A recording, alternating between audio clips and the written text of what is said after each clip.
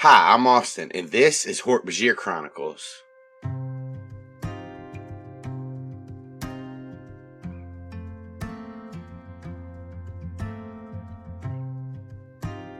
You all stand underneath the purple mist of Father Deep around Bronk, all of you comforting each other. You're all pretty banged up.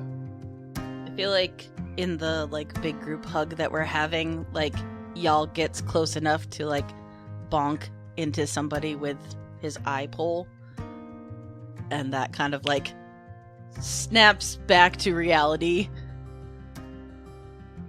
Whoa, there goes gravity. Yep. Y'all's eye pole is my favorite band or something. So each being startled and just completely overwhelmed will look at y'all and be like, oh, not good. Not help you. No takeout. Okay.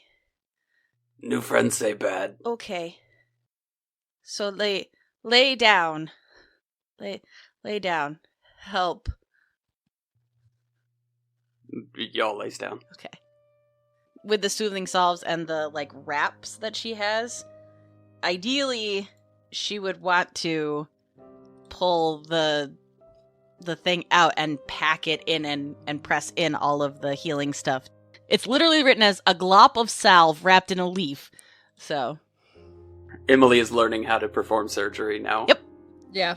And literally, Sanillion seeing each do this will step up like nurse ready to go. Tell me what you need. I'll hand it to you. I'm ready to rage.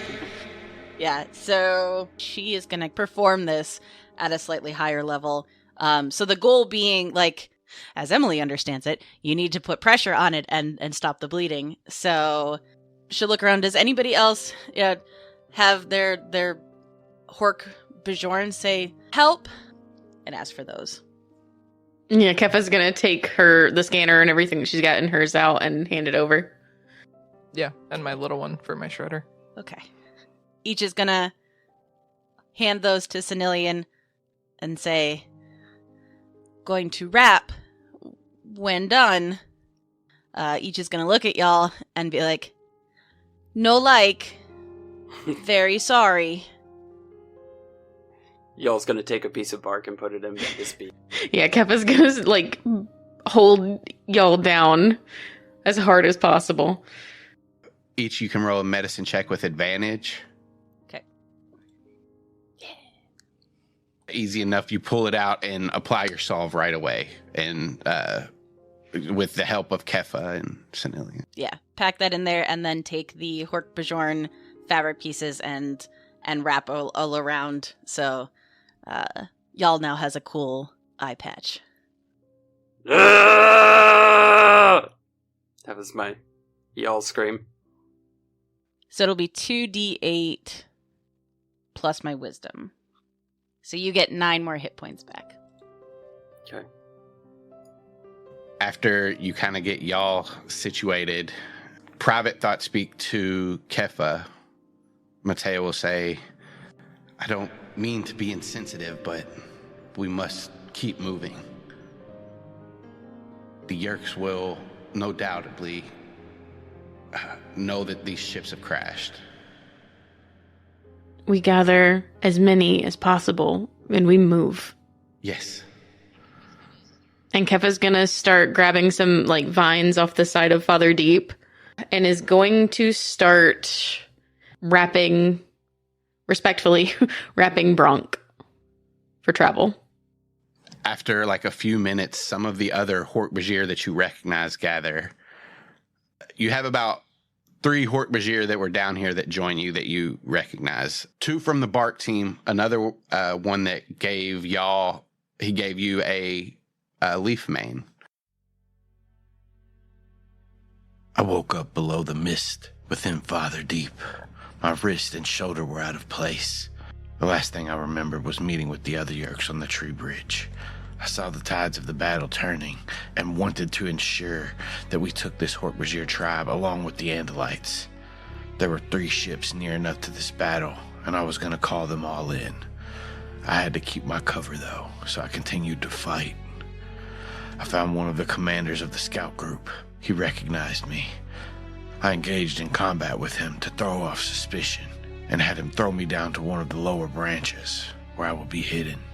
I pulled out a short-range communicator that Pick had retrieved from our crashed ship so long ago. Simtaf talking to fruit people at time like this? We surely dying. I spoke into the communicator. This is Simtaf 123. I am engaged in a battle at one of the Hork-Bajir tribe trees. The Hork-Bajir have begun fighting back. On behalf of Actor 1154, I am requesting an airstrike to the tree. Sharing coordinates now. Affirmative, Simtaf 123. All nearby ships en route immediately. There's a bridge in front of the tree with high-value hosts on it. Do not attack the bridge. Affirmative. I rejoined the fight. The scout troop was not well prepared for a fight back. Even with weapons and this large of a group, they were losing. But we would win this battle once the ships arrived. The Hork-Bajir and the Andalites had been ready. They had killed all but a few of the scout troop. Some had been waiting to join the battle and had not got to the bridge yet. And then I heard the shredder fire ripping a path through the forest, and I watched as they hovered over the bridge, powering up their weapons. I would have my new host now. Or so I thought. The third ship arrived and it didn't slow down. It collided with the hovering ships and sent them crashing into the tree bridge, and we all plummeted into Father Deep. I'm not sure how I survived, only that I did. And now I was on the ledges of the Bounders. I looked around and saw a few other Hork-Bajir still living. They were actual Hork-Bajir and not hosts. Their names were Crunch and Ron. It was hard to convince them to come with me. I had to control my anger at the thought of y'all being killed and me losing my stronger host. Pick was a formidable creature, yes, but I craved power. Raw power. I wanted to be what my Yeerk body could never be. Strong, fierce, intimidating. We looked around and I saw the crash site of the ships not too far away. We headed that way. Once we were close enough, I could see a group of Hork-Bajir standing with 3 Andalites now. I wondered if one had morphed a Hork-Bajir in the fight. Y'all live! Pick said in my head as a Hork-Bajir stood higher than the rest. It was y'all. He had a metal pole in his eye, but there he was, still standing. I had to stop my beak from creeping into a smile. I would bide my time if needed, but I would still have my new host. We approached the group.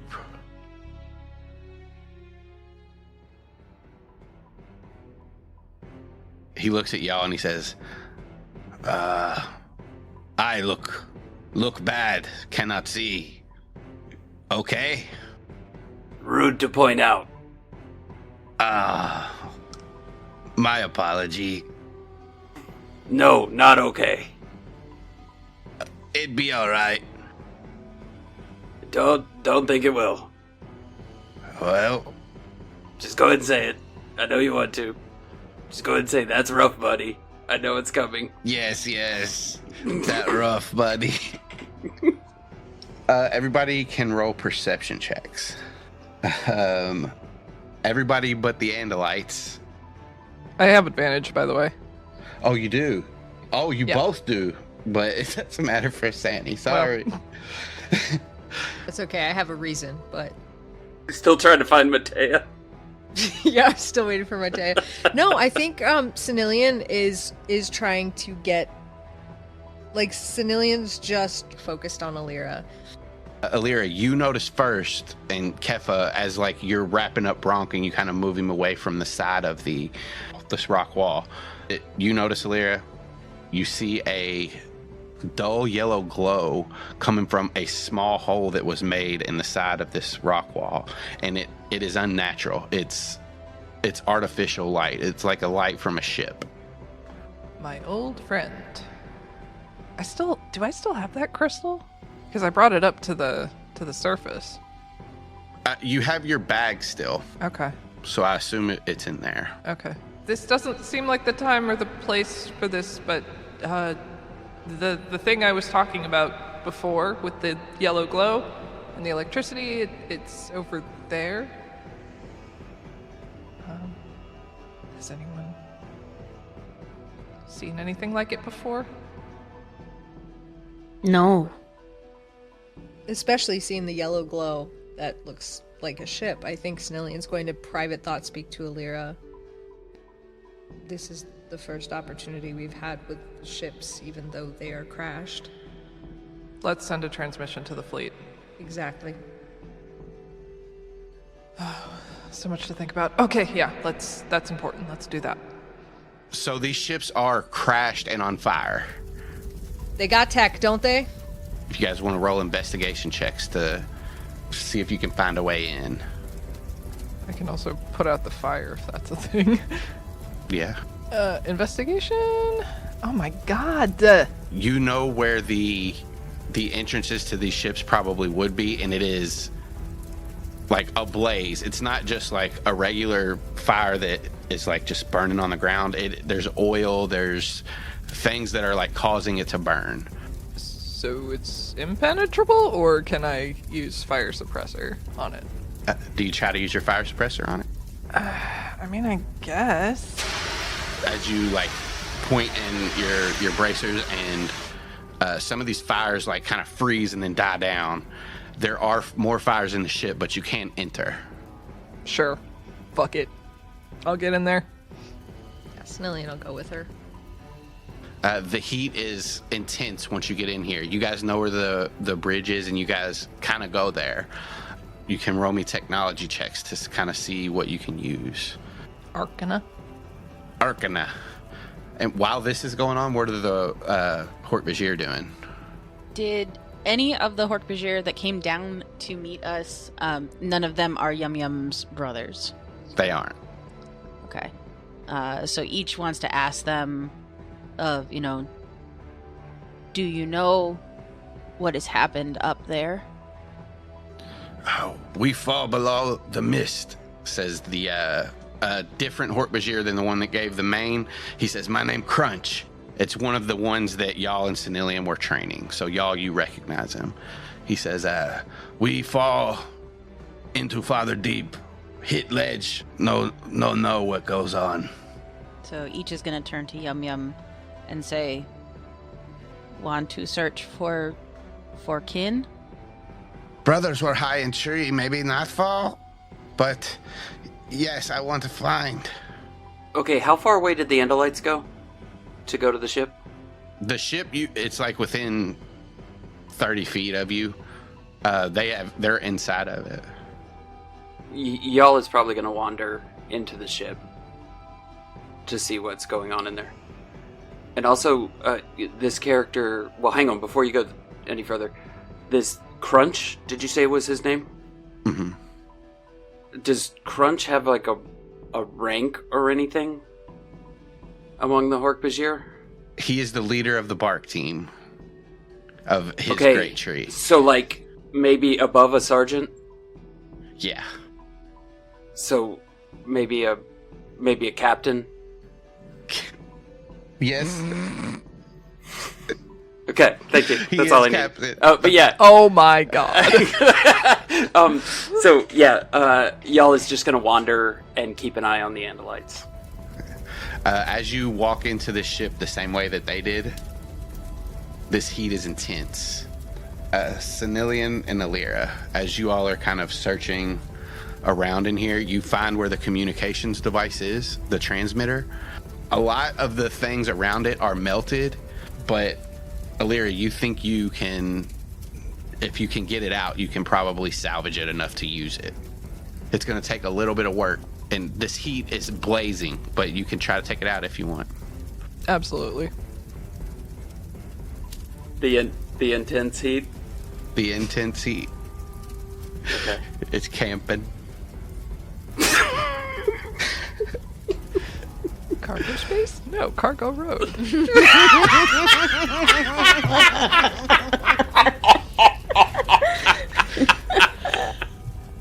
What do I roll to take this thing out? I want to use my tail blade to take it out, like I'm not supposed to. Oh, boo. Absolutely not. It's on fire. How bad could this possibly be for it? Y'all walks up behind you as you all are doing this, And if Sanillion, if you're helping, Ilira can make the technology roll with advantage. I am helping. Woo! Yeah, first try you managed to get it out, and you have this box in your hand, and it is very, very hot. Ilira, you take 8 fire damage as you're holding this box. And as you guys move out, I guess you're moving out. Are you doing anything else in the ship? Cool. Let's go. No, I'm out. Ilira, you get out, and then as y'all and Sanillion are moving, the fire flares. Make a Constitution save for y'all and Sanillion. Oh, Sanillion, you'll take half of this. So 5 fire damage to y'all and Ilira, and 2 to Sanillion. But you guys make it out of the ship. Cool. I have a box. Sure do. Gonna try and make it work. Yeah, I'll immediately just like sit down on the ground and like start trying to make this work. Matea will say, "We need to move." Yes, but have you seen this? And she's Keffa's gonna walk over to the yellow glowing crystal. She like bends down, and as you both peek in there with your same perception check from earlier, Keffa, you can still use that. It's a small hole. It's probably like the size of a bumba plant seed. Okay. Yeah, totally understand. You can't fit through it, but like as you look in, it's a hallway. There's not a crystal in there. You peek in and you see it looks like a cavern to you, but it's lined with the metal, and the glow is coming from some kind of thing that's on the wall that you see. A light, says Matea. Keffa's gonna reach her hand in that hole and see if she can like make it bigger. It is like solid rock around. Roll me a strength check. You reach in and kind of try to like, you can barely move your arm around once you get it in there. It's solid. Okay, y'all's gonna see this and try. Also, you reach your hand in there and kind of move it around, and a couple of like edges of the rock do crumble away, and you make it a little bit bigger to where you can probably get your arm up to your shoulder in. Well, then y'all's gonna start milling around looking for something that he can bust it with. Yeah, I'll grab a piece of her ship and then go over there and like swing into it. Roll an attack roll. You slam into the wall. Nothing happens. You just hit it, and whatever you're holding like reverberates in your hand. Well, he would do it like 3 or 4 times. I'll say after that first time, you hear the sound of a Dracon Beam shoot and hit right next to your group from above. Oh, okay. We need to go. Did it come from the direction of where the great tree was, or can we can't tell? There's a whole, like, a purple mist that kind of is blocking your vision from the top of Father Deep. This came from definitely one of the ledges that's down here. Okay. Y'all would look at the Andalites and be like, which way? Ilira. Away from here. As you say that, Matea grabs Keffa's arm and starts to pull her as she's running. Y'all would follow Keffa and try and get in front of whichever direction they're going. Are the additional Hork-Bajir, the new Hork-Bajir and Crunch coming with us? Yes. Good. To have one of them help Yum Yum. Yep. Do that. And one of them will also grab Bronk if you ask them to. Yeah. And you all take off into Father Deep. Perception? Yes. What are you looking for? Go ahead and roll it. Enemies? You have disadvantage. Yeah, I figured. With an 11 and all the commotion, you don't see any where the Dracon Beam came from. All of you still hear noises echoing into Father Deep as you move away from the crash site and the crackling fire. You can hear screeches and groans and just noises that echo throughout Father Deep. The Dracon Beams continue to shoot at you all as you run, but none of them hit you, and eventually you're too far away for them to even see them. As you get far enough away, you guys feel a little bit safer as far as those Dracon Beams go, and you can slow up a little bit. He's still carrying the piece of metal or whatever it was that he was using to try and break the wall earlier. if we're kind of at a stopping point, he's going to look at the walls around him, and he's going to try it again over here and see if he can make any holes. The hole that you saw before looked like it was made from the crest of the ship. And now that you're a little ways away, you all can roll another perception check to see what you can see down here. Keffa and Sanillion both notice part on the base again, part of the wall kind of sticking out, and a slight glow coming from a crack between where the rock is and the base of the rock wall. Ilira, you notice, just as you're looking around for anything, there are, where the ledges are that kind of line farther deep, there are bigger holes that lead kind of like deeper into the walls. You noticed these the last time you came down there. You had saw figures kind of running on the ledges, but you couldn't make out what they were. You do see those holes that you saw one of them run into. You said one of the crack in the wall was glowing? It is glowing. Okay. Is it like enough that Sanillion could like stick his tail blade in there and try and like pry it? It is. You push this rock that doesn't seem, it's like connected in a way. It's not like part of the rock. It's just, it seems like somebody connected it somehow with mechanisms. You push it away and it reveals another one of those sockets with a crystal in it. He'll like do that, open it up, and then just thought speak and be like, Ilira, it's another one of your things. What are they? What does it do? I don't like having questions and no answers. At the same time, she's still messing with this, like, communicator thing.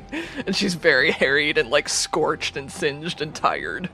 But she'll pull out the crystal that she took from the other one and kind of, like, investigate, compare them. Roll me an investigation check. And Keffa, you see this as well. You see this socket. It does look the same, Ilira. Keffa is definitely over there, like, poking and prodding and just getting her fingers all in it, trying to figure this out. Yeah, I mean, the crystal is placed in like a socket, and it seems like you could pull it out if you wanted. She's gonna look back at Ilira and Sanillion with her hand, like, sort of hovering over it. Yep. Go for it. And she's gonna pull it out. You pull it out, and as you pull it out, the glow softens around the crystal and nothing's glowing anymore. It's almost... Is it a power source? What mean? How to explain? Put it back in. Then see if the light comes back. She plugged it in. The light, it glows. Like the panel that it's sitting in starts to glow yellow along with it. Okay. So this might be something that's making something else work. I just don't know what or how to access it. Keffa's gonna grab her scanner and say, maybe this, and start scanning it. Yeah. As you start scanning, you get a reading. And it says, origins unknown, power source / electricity, origin unknown, but there's like, as it reads a little bit more, it says, not from this planet. I don't know if that's Andalite talk, but it gives you that information. This whole time, y'all has been just beating on the wall. Give me some attack rolls. Do you want like three rolls? Yes, 3 rolls. Yeah, okay. So each and the other Hork-Bajir, while they're seeing everybody else do this, she's going to go around and kind of check to make sure no one is actively close to death, and then we are going to establish a perimeter to watch to see if any other bad guys are approaching. As you look around at the other Hork-Bajir, they look pretty beat up. Nobody looks like they're dying or anything like that. These Hork-Bajir are all pretty hardy. Because I got 1 healing spell left, so... I will say Yum Yum still looks pretty beat up. Okay, I'm going to apply that to Yum Yum. Y'all roll damage on each one of those as you... Where are you hitting in relation to this socket that the Andalites and Keffa are looking at? I mean, probably not even close to it. Like, I've just wandered down the wall a little bit and found something that looked like a good place to hit and did that. Roll it up. So as you smash into this wall, you see one of the rocks. You're about 30 feet away from where they are, and you hit one of these rocks, and it just flies and over all of their heads as they're like kind of leaned down, and you see a glow coming from behind that rock. But as you like are following through with your swing, you hit it, and the crystal just and the electricity jolts out at you. The piece of metal you were holding crashes to the ground. You hear the rubble fall in front of you as you see the hole that you've made. It looks just big enough for you to crawl through, but it goes through your bones. The rest of you see as this loud crash hits and the lightning jolts out at y'all. That crystal must have exploded and is gone. It has left this hole here in this wall now. Keffa! Y'all, don't break. Too late. What do? Mid hole. And then he tries to walk in the hole. It's smaller than you. You can like lean down and like just barely get through it, but you can get through it if you want. Yeah, he'll go in. All right. As y'all is crawling through, everybody roll me perception checks.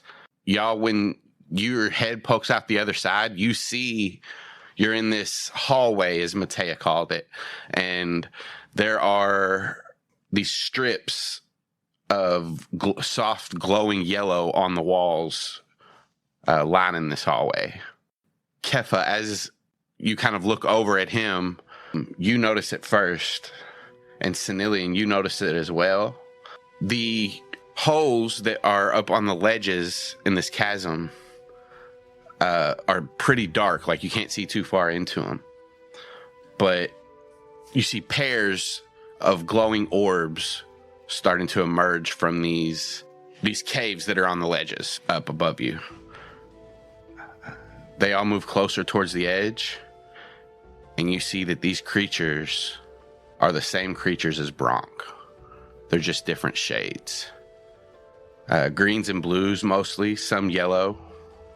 Very few like magenta-ish colors, like dark purples and like dark reds.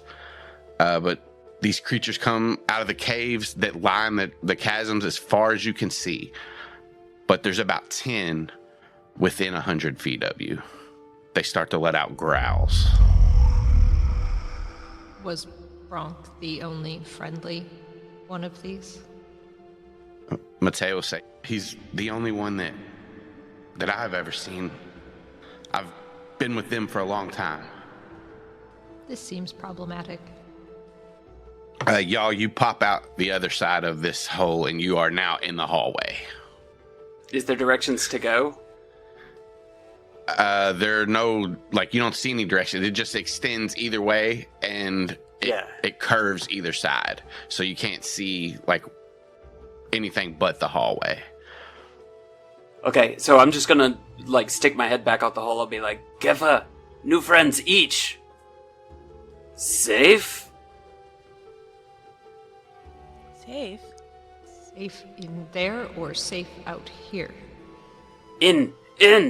No guns.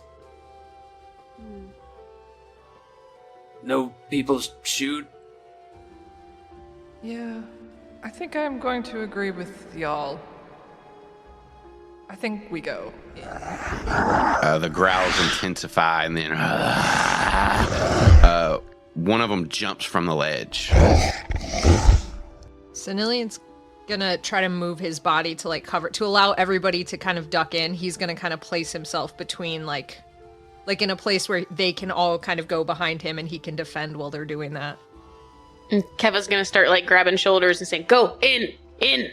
Sanillion, you step forward as, we'll say, this green one hops down, and this Hork-Bajir that was unnamed before is standing beside you.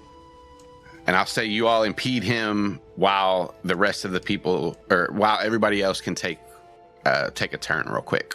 What do you guys do as Keffa and Sanillion kind of urge you all? Yell's already back in, right? He just tucked right back in. Yep. He never came out, so. I'll go in as well. I'll stay like just inside the entrance though, because I want to make sure everybody gets in.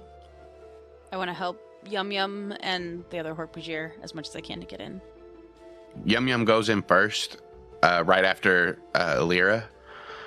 And the next is this Hork-Bajir named Pick. He'll drop down and go in as well. Crunch looks at you each and he nods. You go. I help Sanillion and Ron. There's another unnamed Hork-Bajir. that Okay. It's like, Ron? who the fuck Ron is is- Ron? And Ron. I was like, when did he become Ron? He's just standing there and he's got a red shirt on. Hey guys, I'm Don't worry about Ron. him. He's not gonna be around for a while. R-A-W-N. Name, guy. Mondays, am I right? This Ron over here. Chucklehead. Each do you duck in? Yeah. He'll also do the same as Keffa and Matea. Like, get up there. He'll go. Yeah, Keffa's gonna duck in. Matea is right behind you. Sanillion, you have this creature in front of you and a Hork-Bajir by your side. Sanillion's going to tell the Hork-Bajir, go now. He looks at you and he says, Ron, fight! Ron strong! And he, like, leans forward and tries to bear hug this creature. This for Ron. Oh, shit. This for the creature. Oh. No, as, like- Ron!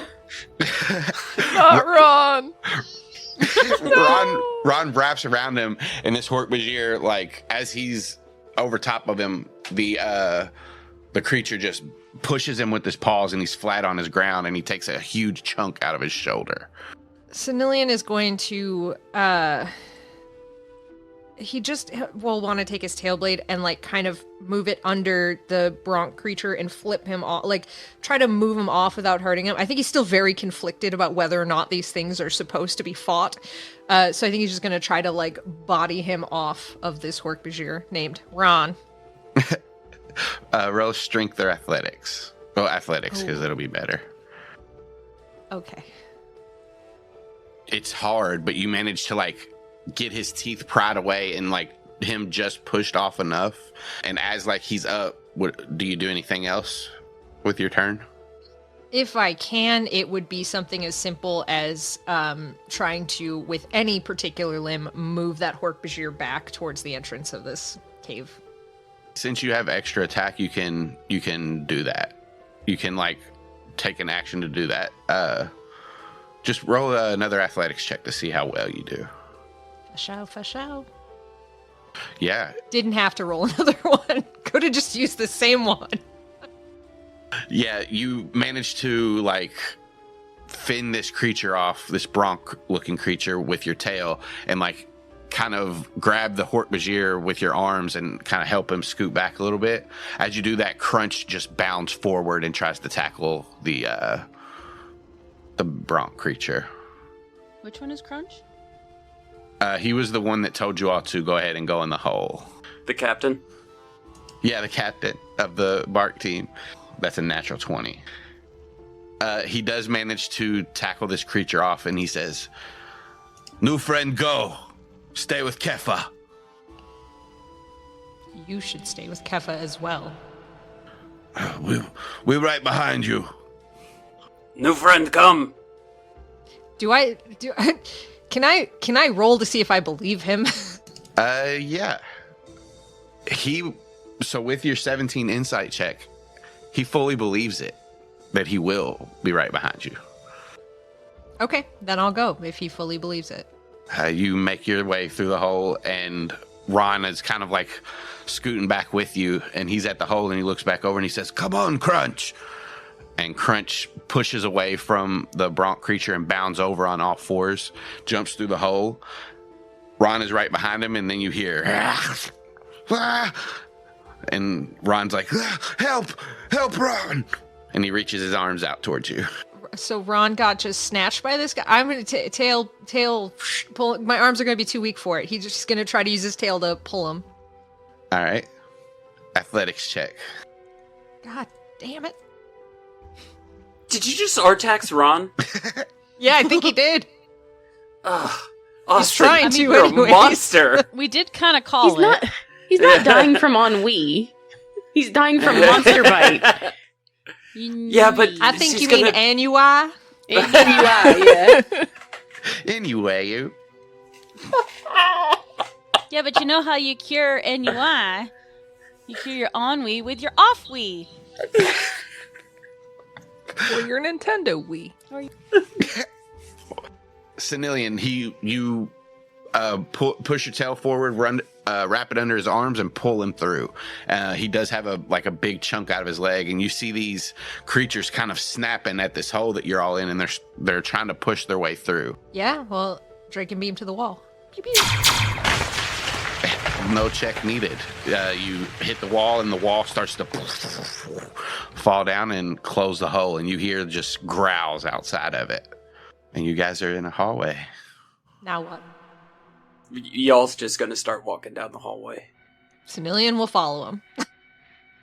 I'm going to be, just as often as possible, I'm going to be trying to, like, fix this communication device while also just, like, following the group. Give me a technology roll, an arcana. Arcana? I must say, Try arcana. Shit. Oh yeah, it's like real country. Arcana. Oh no! Oh no. Oh no! Oh no! What My does this first thing reaction do? was like, let me help you with that. And I'm like, that's the wrong game! Ilira, you have your tail, like, using it as a tool and kind of working in this, and you accidentally cut a wrong wire and just sparks fly and it starts smoking. Fuck! Y'all's head just whips around. As we're going down this tunnel, Keffa is like paying attention to the sides of the walls and trying to see like if there's anything.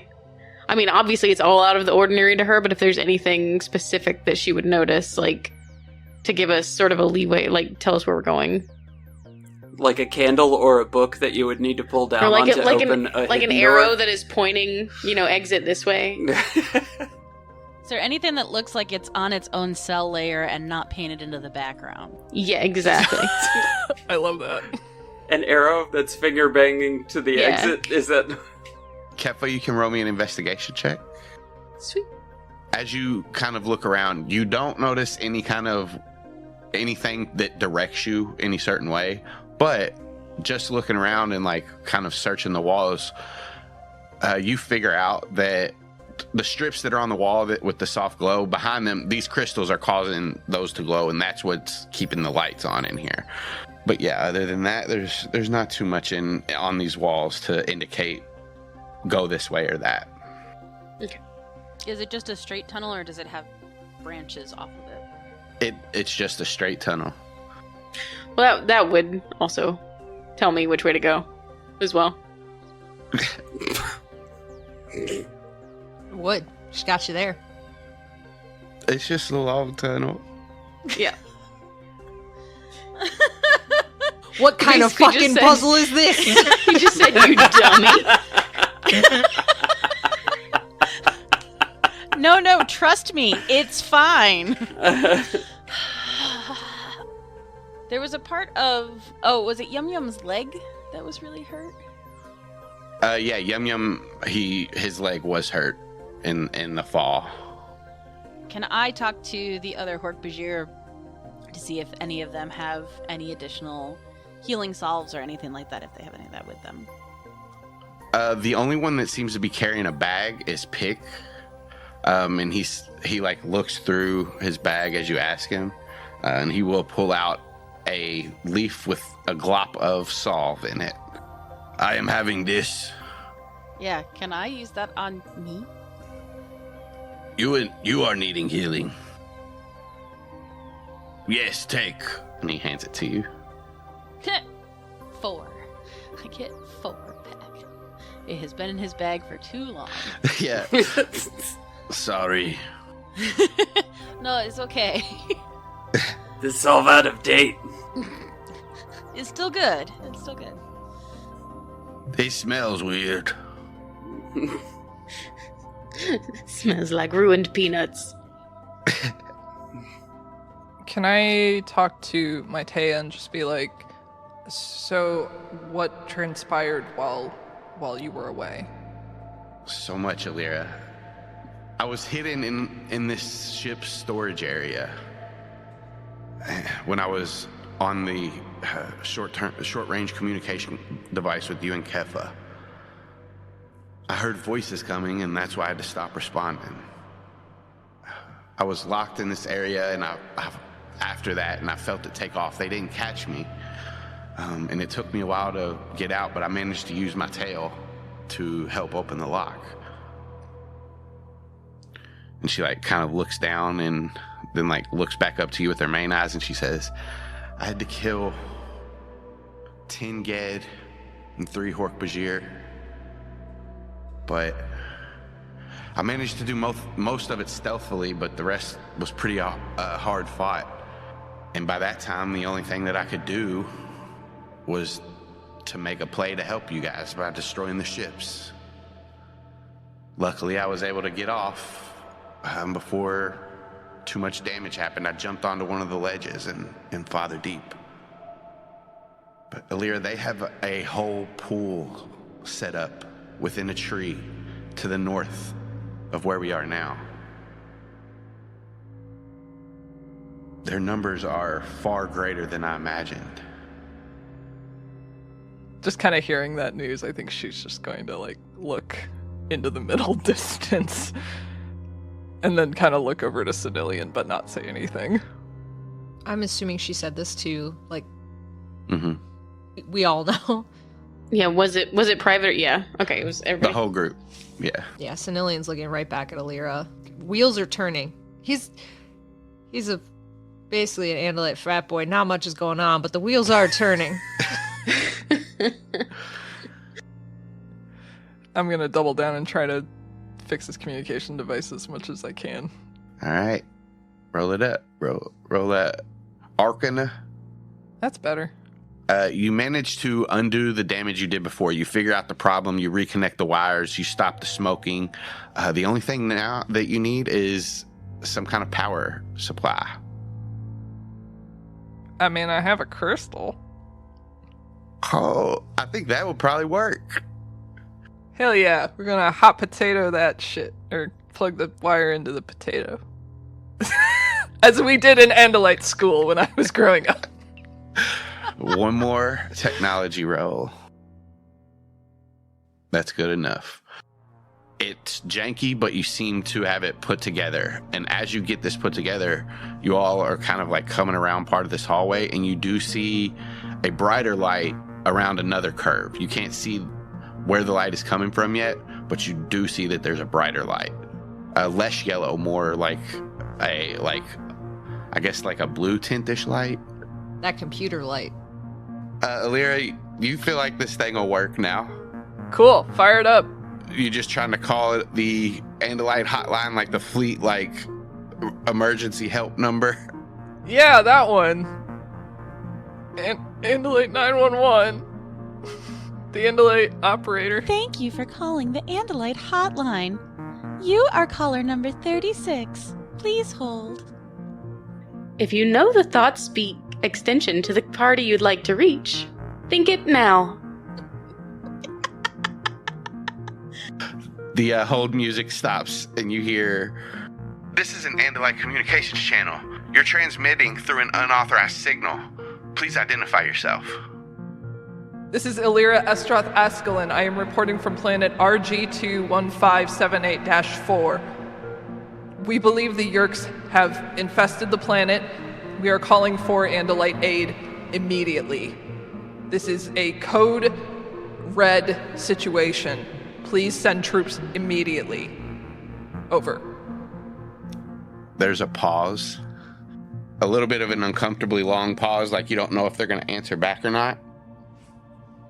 But then a new voice comes through this speaker of this Z-Space transponder. "This is War Prince Alaron. Greetings, warrior. Go ahead with the briefing of your situation. How severe is it? Private thought speak to Ilira. We know him. We do know him. That's good. Better help us. She's gonna look to Maitea and kind of like invite her to contribute what she just said. She shakes her head. What are you doing? That's my father. He doesn't know you're here? He does. We don't get along well. I see. It's a delicate situation. Alright, so she'll just relay. She'll say, just give me a second and maybe I can help.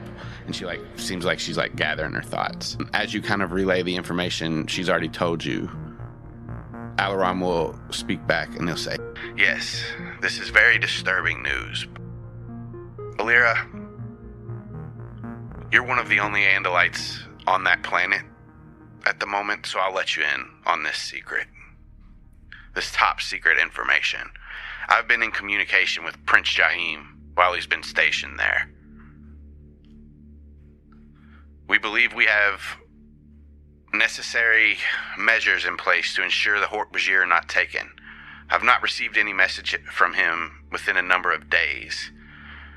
Is he with you? At this, Maitea does jump in when he mentions Jahim, and she says, Prince Jahim is a traitor. He let Prince Zero die. He didn't even try to save him. Alaron will say, Prince Jahim was under strict orders to survive at all costs. He has a failsafe for that planet. And that voice sounds familiar. Is that you, Maitea? Yes, Father. Prince Alaron. I thought so. Maitea, Prince Zero's death is a tragedy to our people. But we must focus on how we can help the rest of the galaxy. The Yeerks cannot be allowed to take the Hork-Bajir. You must find Prince Jahim and tell him to release the failsafe. If you do this, you will be a hero and you will be allowed to become an heiress. And when you have finished the program, I will have you at my side. I would also see Ilira, and I believe Sanillion is the one that was sent with her. I will see them given the highest honors. Maitea looks to Sanillion and Ilira. And also, her stalk eyes will be on Keffa, but right now she's mostly focused on you two, the Andalites.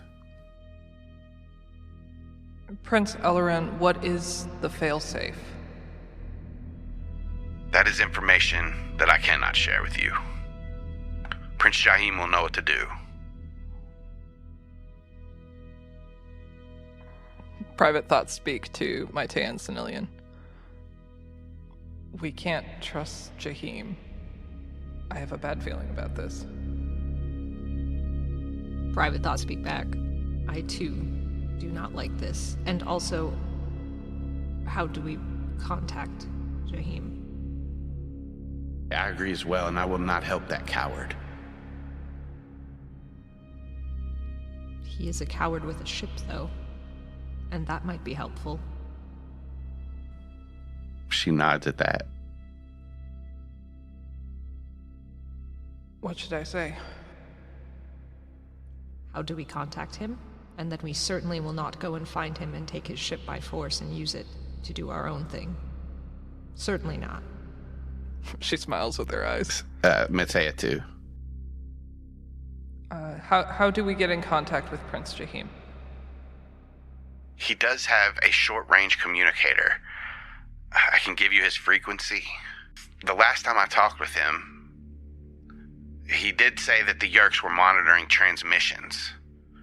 So it may be harder for him to communicate. I'm not sure the whole situation there, other than what he's told me, and what you all have just told me. Do you have scanners? Yes. Try monitoring the same way that the Yeerks are, and if you see a signal that stands out among the rest of them, that may be him and may give you an idea where he's at. I haven't talked to him, like I said, in a few days.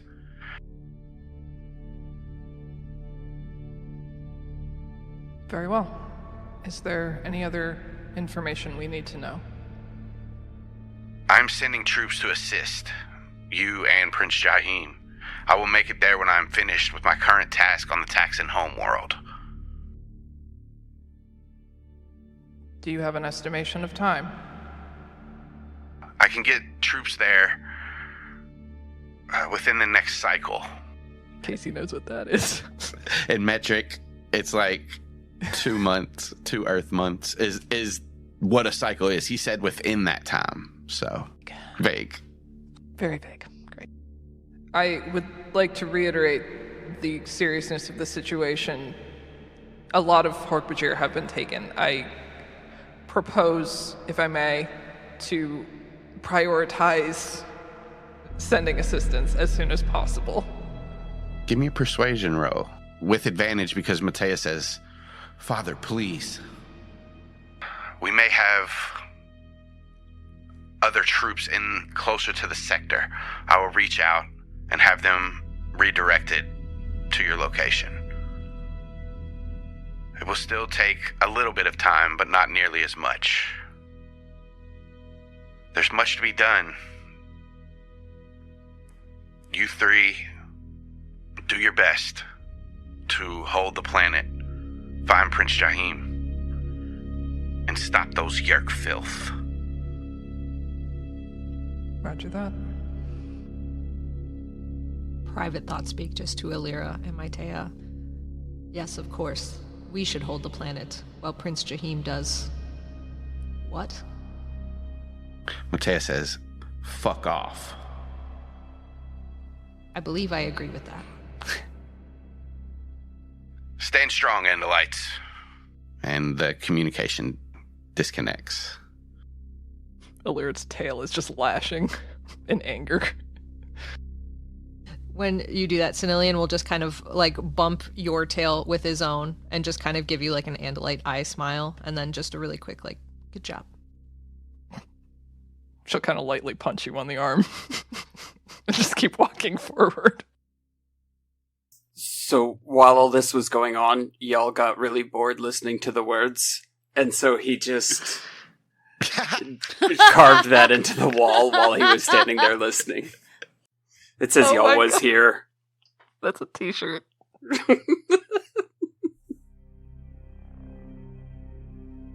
Do we hear anything with the transition from warm light to cool light? Roll me perception checks as you move a little bit closer. May all of us do that? Yes. Yay! 17 is a popular number today. Ooh, that's a great... Nice, y'all. Is Austin gonna let me have it? Is it? Dark vision. It's for hearing. It's for hearing. It's for hearing, so yes. Oh, okay. Thanks, Jenna. Exact same roll I got last time. It is! Exact same. What is going on with Roll20? Something's up. I feel like it's not as randomized as it thinks it is. Yeah, the algorithm's fucked. You talked about this moment in the last episode where your adrenaline was going, and it's now starting to wear off, and you have like a ringing in your ear, so it's hard to hear. Oh yeah, each is in bad shape. Like, in addition to like physically in bad shape, she's also emotionally wrecked. Like, I am fully on board with. She's paying. That I feel like she's absorbing and paying attention to none of this. How bad off are you? I'm at 11 out of 38. But I mean, Jenna's at 8 out of 34, so... Alright, I'm gonna shoot both of you back to darts with my last 2 charges. Because that's what I do when I'm frustrated. So then I started blasting. I shoot my friends. We're just walking down the hallway and we both feel a little poop poop. Ow! Alright, for each. Yay! 8 plus 3 is 11. And then for Keffa, 5 plus 3 is 8. Thank you. Ilira, you hear like an electric hum of machines, like a sound that you're familiar with from being on like around Andalite technology. Just that soft hum of like a computer or a screen. But y'all hears skittering, and it's very, very faint, like something moving around in the upcoming room. So y'all is at sort of the front of the pack, and he's just going to hold his arm out, and he's going to be like, movement. Creatures. And then he's going to, like, kind of peek his head up, slowly wander up. As you kind of peek around, y'all, around, like, this curved corner, you do see that the light is coming from a bigger room. There's a screen that illuminates blue. I don't know that you know what those words mean, but that's what y'all see. Somebody forgot to turn off the TV.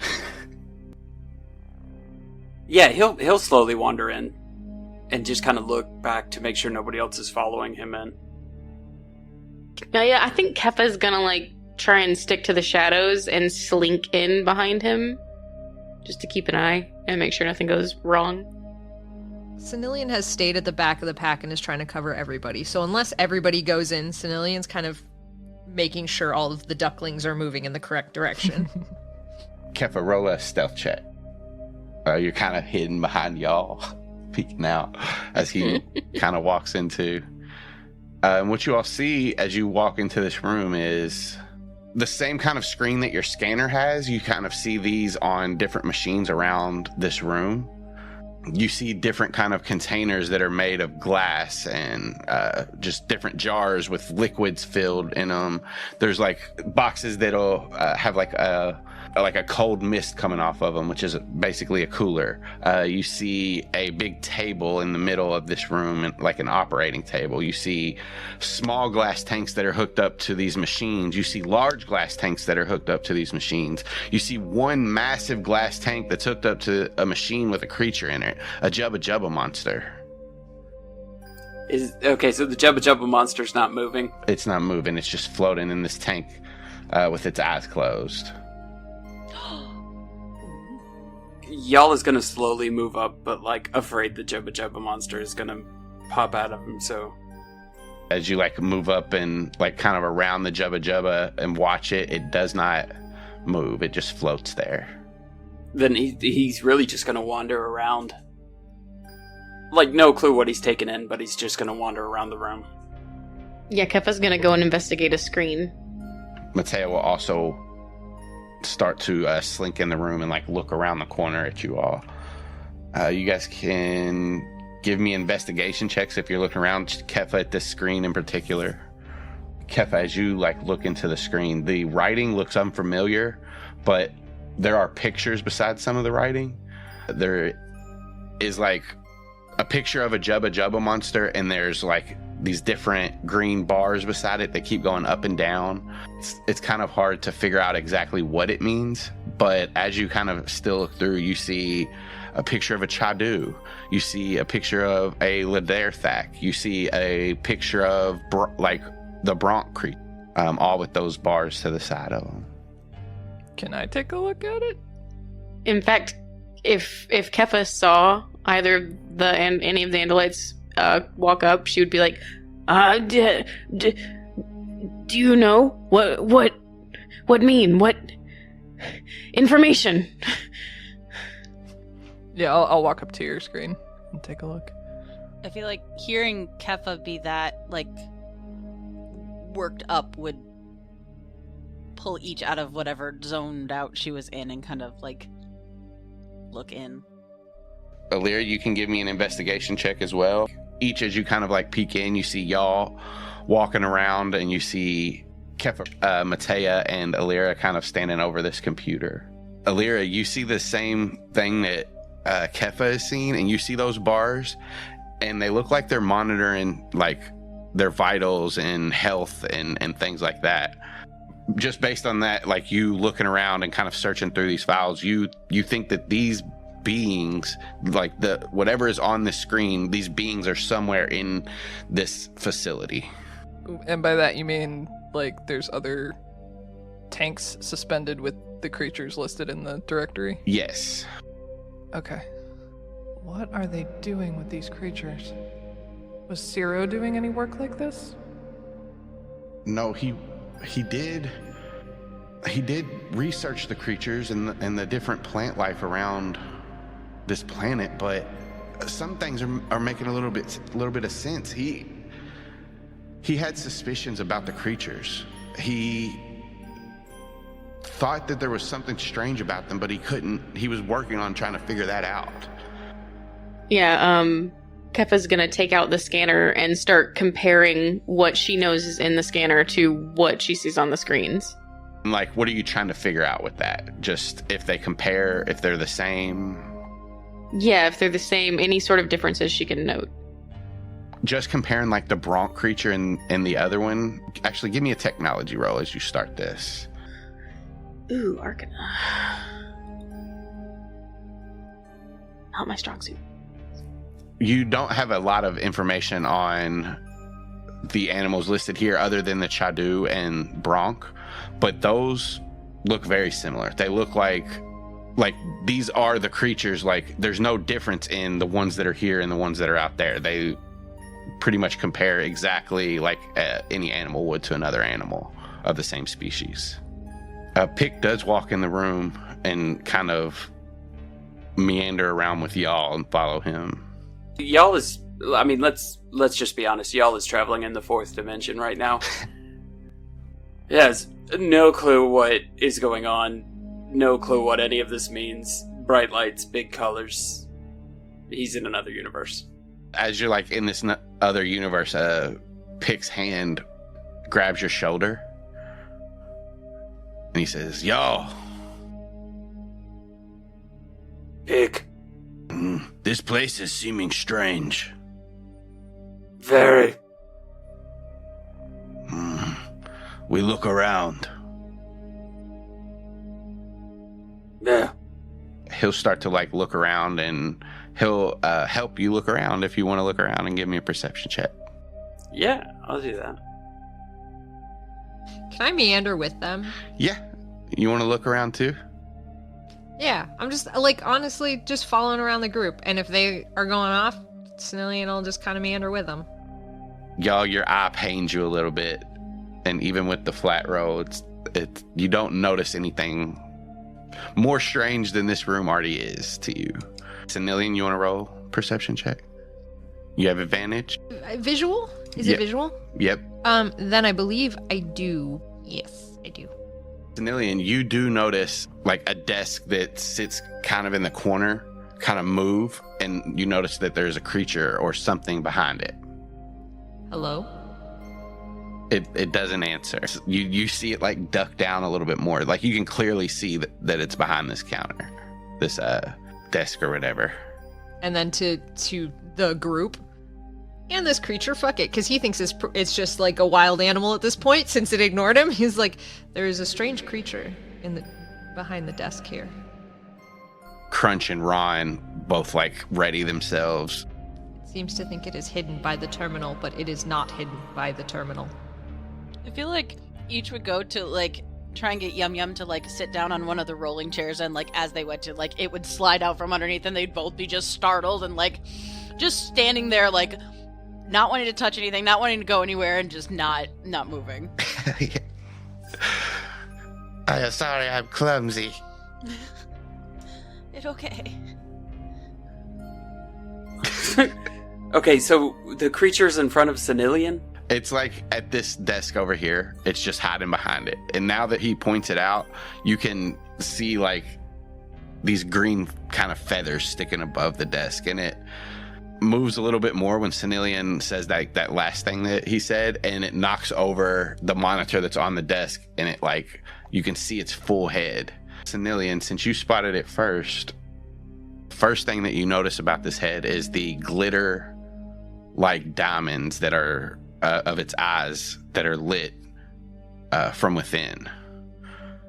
They're intense and they're dazzling, and it kind of blinks. And that's when you're like able to take yourself out of like the mesmeration of its eyes. I'm gonna roll with it. Thanks, me too. I'm mesmerized. Yeah. But knowing it's caught now, it kind of stands up and comes out from behind. And then you can see the rest of its body. It has 4 legs, 2 elongated arms that stick out of the front, and a pair of short wings on its back. It's about 3/4 of as high as you are, like as high as you stand. So basically the size of a regular Andalite. And it has vibrant emerald green skin, and parts of its body are covered in bright yellow feathers. Each, as it kind of steps out, and you notice it as well, you kind of notice that it resembles a Chadu, as the Chaduin sits on your shoulder. Sanillion will be doing nothing to this thing. He'll have his tail blade like kind of half ready, but he's really assumed that this thing is quite simple because it was hiding behind the terminal and thought it was hidden, but it was not hidden. So he's just like, could just be a creature. I do not mean you any harm. I'll come over at that point. After I heard the monitor crash, I'll be walking over. Sanillion, the tension of I'm not going to cause you any harm in Sanillion's body of like shoulders going up and everything going to the ready, and then the Ilira comes over and is just like, oh, thank God. What? I am an Arn. This is my home. Is your name Arn? No. My name is Quadzinicon. And this is your scoop? No, it is not a scoop. It is a cave that we have made out of the chasm of what the Hork-Bajir, and as he like looks over you, your all shoulder and sees the rest of the Hork-Bajir, call Father Deep. Part of Father Deep? Yes. How live through monsters? Give me either persuasion or intimidation.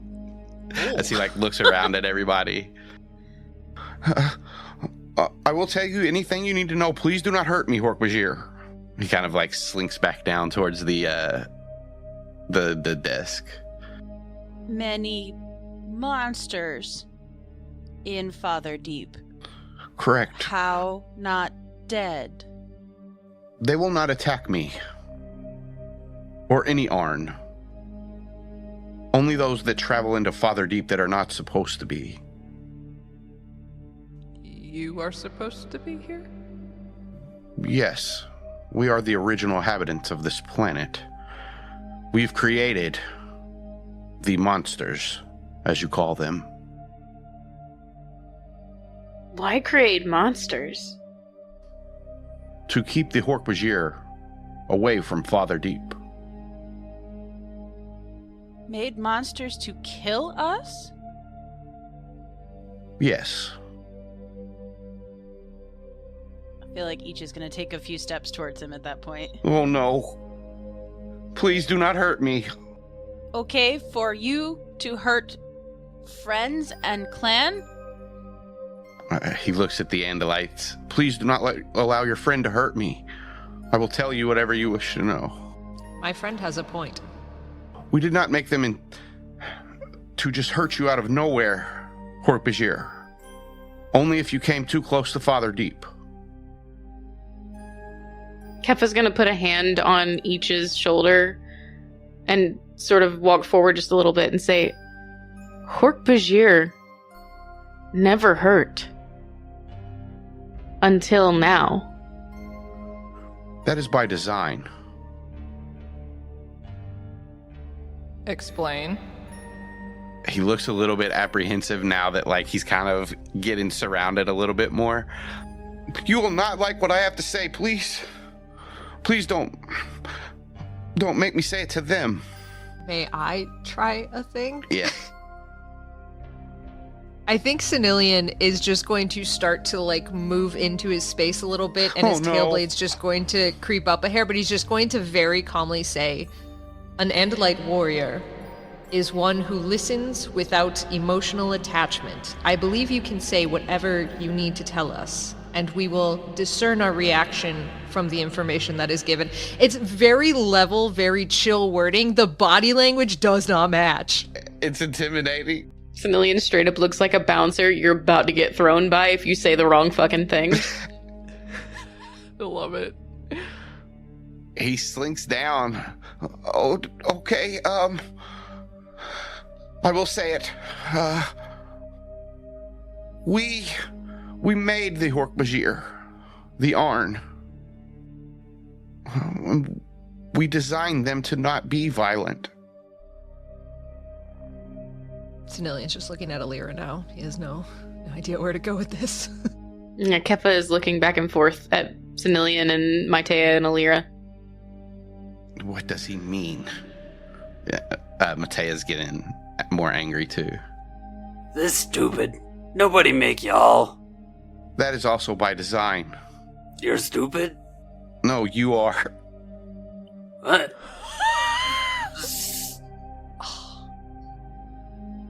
Cocks of elbow This blade. Bitch. Yeah. Yeah, my tail's lashing. Do that Henry Cavill like punch, like Dude, that's so cool. load your guns. Yeah. I love seeing him do that. Oh, it's so good. The Arn needed someone. We needed a people to bring this planet back from the brink of death. And that is why we made them. You created a race to serve you? They do not serve us. They serve this planet.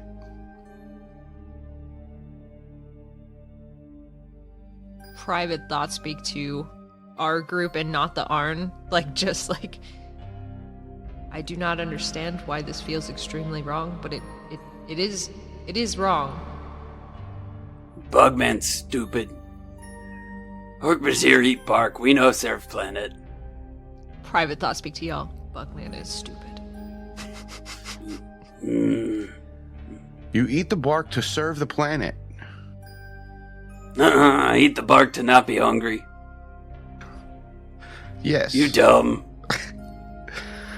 Crunching, and Ron nod, and then like Pick sees them and he starts nodding as well. Yum Yum is, Yeah, you dumb. You don't fuck. Bully this bark. May I leave? No. No. Right then, as they all say that, y'all's like, yeah? Keffa's gonna like walk forward and sort of like crouch down a little so that she's at eye level, and she's gonna be like, create Hork-Bajir to serve planet. Okay. Y'all? Different. Each? Different. Keffa, I? Different.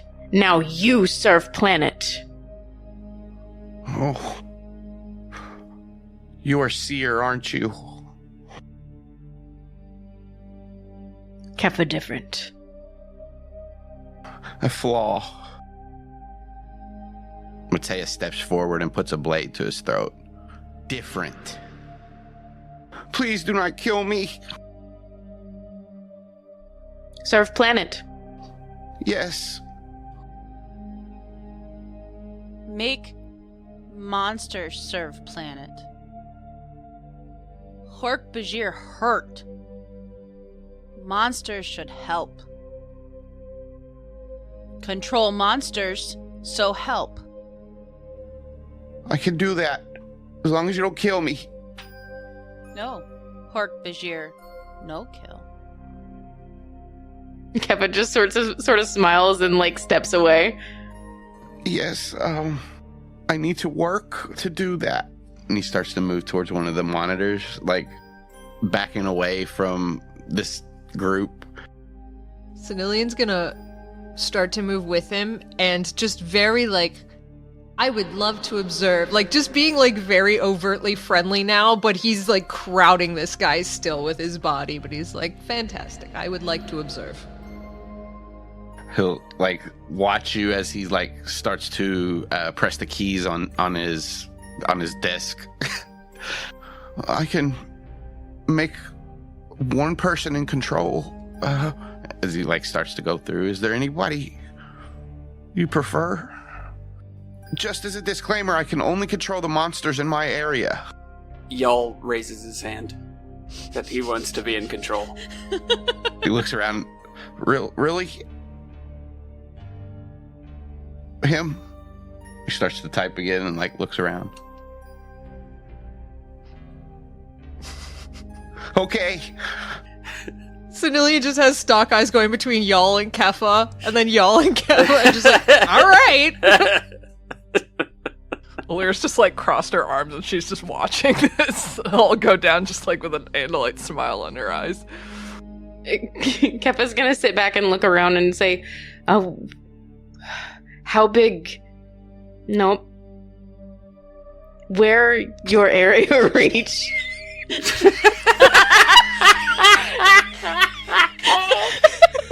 I just watched How Big Is Your Area across the display screen. This is the center of my area. It extends 10 clicks each direction. Further than that are other Arn territory. How many of you are there? Oh, countless. We are a whole race that lives under Father Deep. Play Metal Tree to contact others. Make help. I'm afraid that if I contact them, they will flee. They will not help. It is in our nature. They won't serve planet? I believe they think that they are. Or they have already done their part. If they no help, planet die. They will simply move.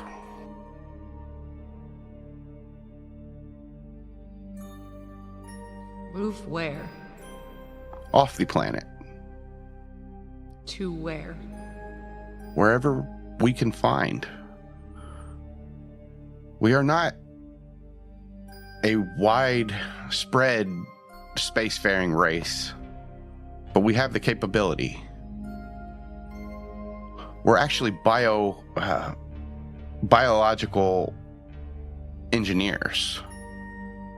Somebody's gonna say no to y'all taking control of this stuff, right? I don't think anyone is. I just assumed that somebody was gonna shoot me down when I said that. Y'all leading a horde of monsters. A pack of monsters? Exactly. That sounds amazing. It sounds exactly what Keffa's each wants right now. Oh. Yeah.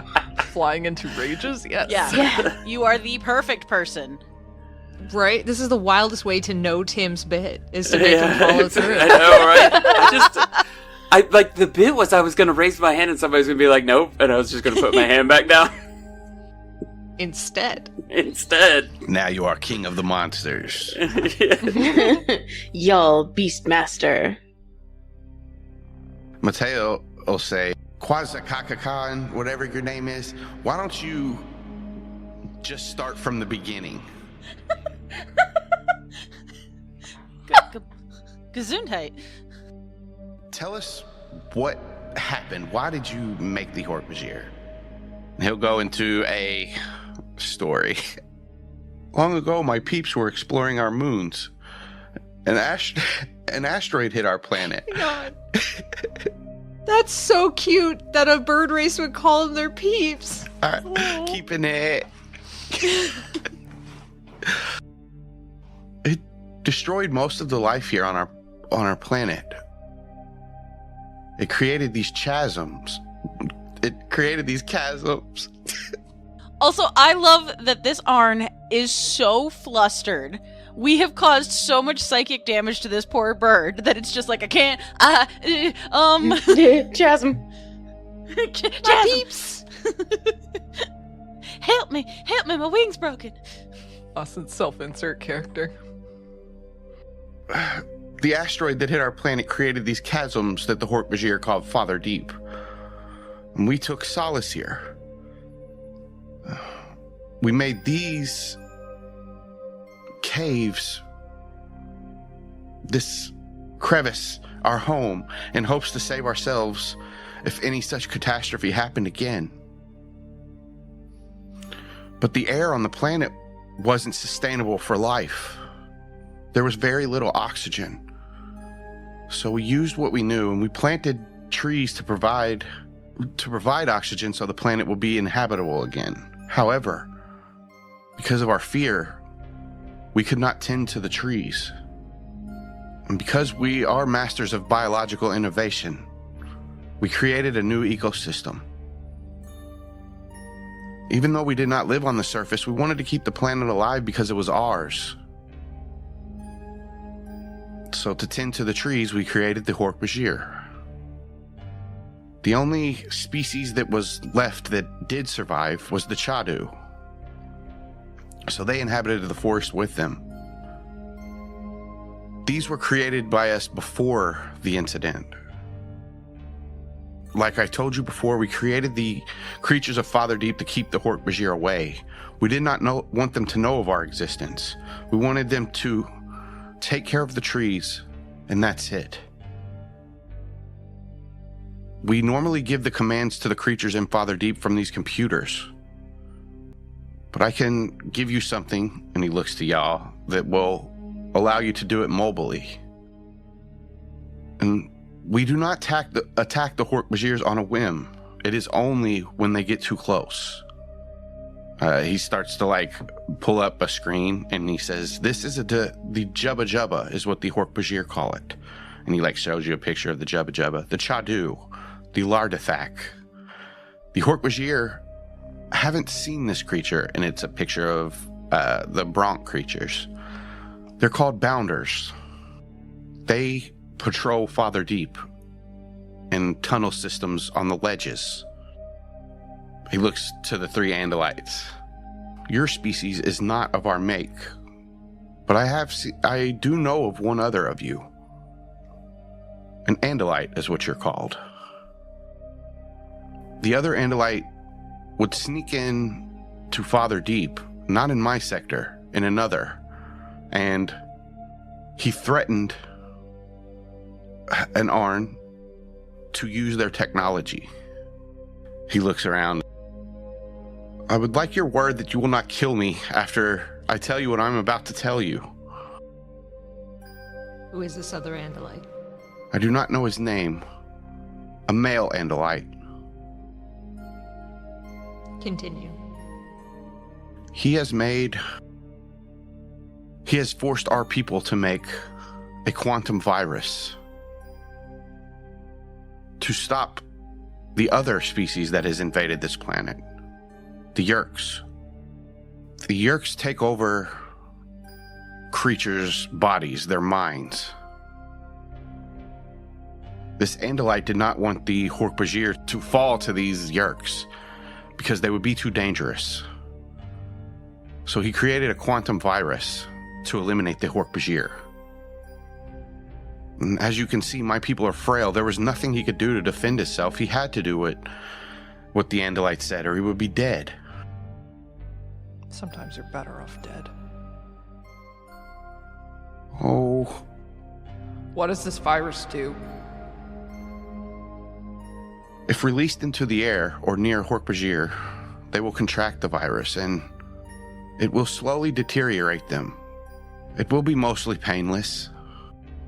It is also very contagious. If one Hork-Bajir that is infected comes in contact with another Hork-Bajir, they will most likely be infected. This is the failsafe. Jahim is a traitor. At minimum, Jahim is a traitor, if not others. War Prince Alaron, he knew about the failsafe. We have to stop him. We do. And we have to stop the Yeerks. How stop poison? I'm afraid for my life that your lives would be forfeit if the virus was let loose. There is no cure. There is no antidote? No. A species that biologically engineers did not think to make an antidote to a quantum virus, which is a living thing that could potentially mutate. The cure that we could think of for the quantum virus is just to make another quantum virus. But once released, it would be very difficult to release another virus to fight that virus. Not that it can be done, or it can't be done. Who controls the virus? The virus is not controlled after it is let loose. It is in a container, and it will act on its own. Where's the container? I believe Prince Jahim has that. It was not made here. Do you know where Prince Jahim is? I do not. I may be able to find out. Do that. He finishes the coding for this little bracelet that he'll hand to y'all, and he'll say, "This will control the monsters." Y'all is not paying attention because he's carving "Y'all was here" into the wall again, so he has to be told to turn around and take the bracer. Turn around. What I can do, and he'll like type into his computer again and pull up a screen, and you see what looks like vision, like of a creature, like a first-person view. A lot of the Chadu are equipped with optical sensors and can be viewed from this screen here. So we can move through different viewpoints to try to find him. It may take a while. Do it. Yes. And he goes back down to his computer and starts to work. Y'all immediately starts fidgeting with the bracer.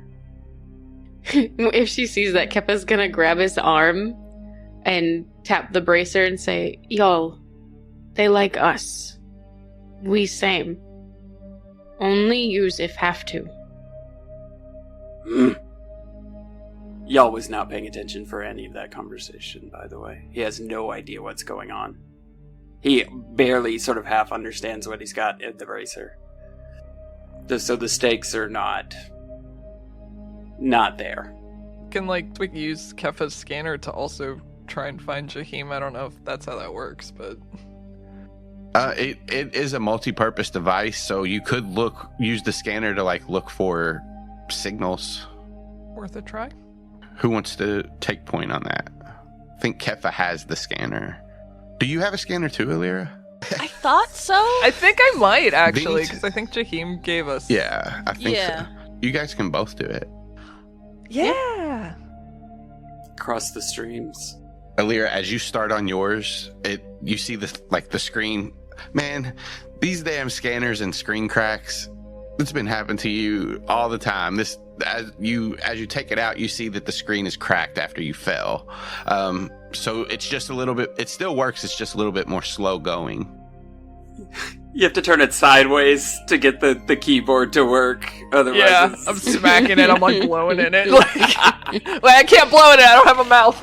It's exactly like the phone you used to have in college with the keyboard. Never. Keffa, as you're kind of scanning and looking through everything, you're monitoring the different frequencies that will be traveling through the planet and radio shit. Matea's looking around. She picks up an object and kind of looks at it. It has a moon and a crescent moon to the side of it. They don't connect, but the center moon kind of spins around inside the crescent moon. And she looks at it, and as you're scanning, she holds it up to you. Look at this thing, Keffa. What is? I don't know. Hey, Quinchakin, what is this thing? That, he looks over his shoulder, is an Exilia device. It can store your consciousness. He kind of walks over to it. Would you like to see how it works? Keffa's gonna. He reaches up as Matea holds it out and spins it, and then slowly grabs one of your hands, Keffa, and moves it to the device. And as you both touch it, it spins, and it sends a warm tingle through the tips of your fingertips up your body. And he says, there. It is activated for both of you. You may record memories and thoughts into this. And a copy out of it will be stored inside the device. As long as it is functional, a creature can view what you were thinking, what you were feeling, like you were there. He goes back to work. Keffa's just gonna look at Maitea. And she's thinking of everything. So is Maitea. Everything that she's been through with you and all the rest of the Hork-Bajir, Ciro, everything up till now. And that's when you notice, Keffa, not a signal from anywhere in Father Deep or an Andalite coded signal, but you notice that the signal that Ilira had sent earlier was intercepted. The Yeerks are on their way. Friends. And she's gonna, run over to Ilira and Sanillion and drag Maitea with her. What is it? They know. Fuck. We have to go. Promptly. Go where? Not here. I'm gonna turn to the Arn and say, do you have a ship? I do not. Where do you go? Be safe. I am in no danger from the Yeerks. Once we learned of them, we have installed a gland behind our ears that if the Yeerks try to infest us, they will be killed, and we will be killed in the process. Don't like you. He turns back to the computer. Have you found Jaheim yet? I have not. You may take a look, if you'd like. She's gonna, bodily shove him out of the way. And Falls to the there. ground. Oh, no! Please don't!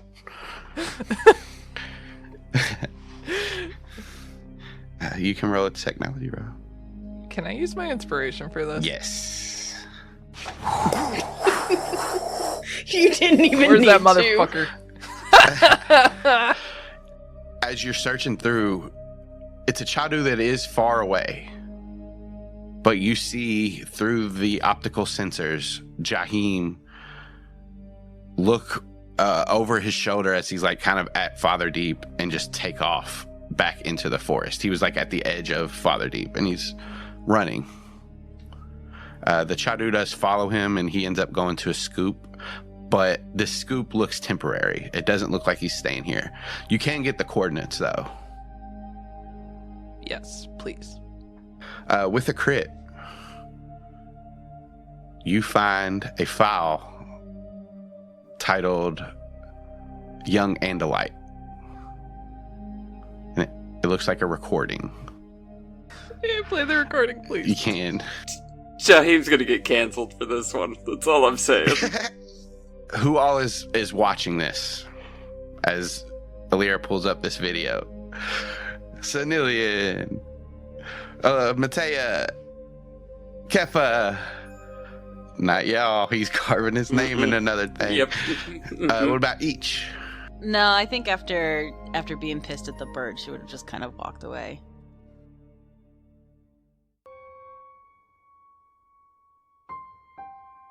There's a young Andalite running through the forest. His eyes are wide and dilated. Keffa, you recognize this Andalite as Barafin. He's running unnaturally fast, even for an Andalite, even through the tough ground of the Hork-Bajir home planet. The optical sensor of the Chadu follow him from the sky. And when he finally slows down, he looks exhausted. He looks over his shoulder and sees smoke billowing through the forest. He drops to his knees and is barely able to hold his body up. There's no sound on the video, but his ears flicker and he perks back up and begins to look around, his stalk eyes moving in all directions.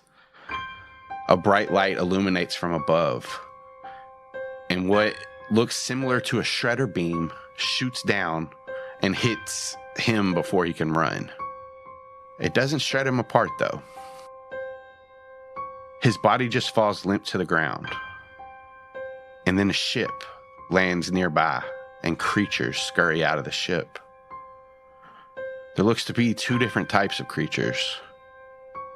One is similar to large insects with 14 legs and 6 sets of antennae jutting out of the top of their heads. The other creature, which there's only one of, is gray skin and has a large head with 2 huge beady black eyes. It stands on 2 very slender legs. The creature is a little smaller than the first. They gather up Barafin, bring him onto the ship, and take off again. The Chadu watches from the top of the canopy as they leave the atmosphere. As soon as she saw Barafin on the video, Keffa's hand shoots out to Maitea's, and she's turned around trying to get y'all and Each's attention so they'll see it too. Yeah, if you guys come over, you catch the tail end of that. Barafin being loaded up. His new friend. Where is new friend? Is he in box? Taken away. Taken where? Don't know. Is he safe? Don't know. Keffa, your scanner starts beeping as the signal of the Yeerk ships is getting closer faster. Need to leave. Now. Need to leave. Barafin. Where can we get a ship? Birdmen have ship. Birdman said he did not have this particular Birdman did not have a ship. Ilira, they are coming with ships. We take ship. I would love that. We aren't in the shape to take the ships right now. We have Jabba Jabba. Monsters. We take ship.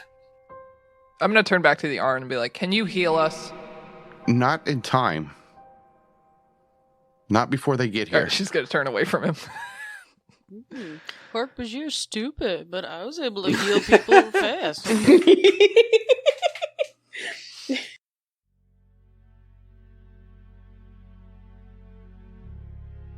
We were in the Orange Chamber, a new Arn. Shinoqua had told me there would be other Arn, but he had cut all communication off with them. He had been hiding behind the desk like a coward, this Arn. I took the time that the others were hearing the stories that I had already heard to make sure to stay close to y'all. When the time was right, I would make him mine, but now was not that time. Not when there was a quantum virus threatening to wipe out my conquest. Yes, this was my conquest. Actor would rise for this, but I have done the work. I would go with him. It should be me, I thought to myself. Now Simtaf wanting power for Simtaf. Just like Actor. Had I thought that to pick? I must have. I needed to concentrate. I needed a plan, but that would have to come later. For now, I would stay with these Hork-Bajir, pretend to be loyal to them. There were too many prying Andalite eyes to infest anyone. The Andalites would also make good hosts. I was more infatuated with the raw power of y'all, and my preparations with Shinoqua had been made with Hork-Bajir in mind. But maybe I could use y'all to get to them. For now, these Andalites needed to stop the virus. I would help them and also warn my people so we could plan accordingly. I did notice something interesting, though. Keffa and this new Andalite, Maitea, took an item from the arm which he called the Exilia device. Shinoqua had not told me about these. It stored their memories, their consciousness. What did that mean? What could be done with a device that was capable of that? I would ask Shinoqua more about these when I had the chance. Everyone eventually walked over to watch a recording of a young Andalite being taken by the Skritna. They had no idea that I knew about the Skritna or what they were, and I didn't tell them. Y'all was pulled over. and I followed. As I was walking, I felt something tap my right claw and felt a warm, tingly sensation shoot up Pick's arm. I looked down to see what it was. It was the Aximili device. What that feeling? Pick asked. It must be some sort of biolock. The arm can use DNA to code objects to specific creatures, so no other beings can use them. Pick paused, but eventually he said, Simtaf not understanding either. Pick was learning too much. Keffa's gonna turn to Maitea and squeeze her hand and say, What do?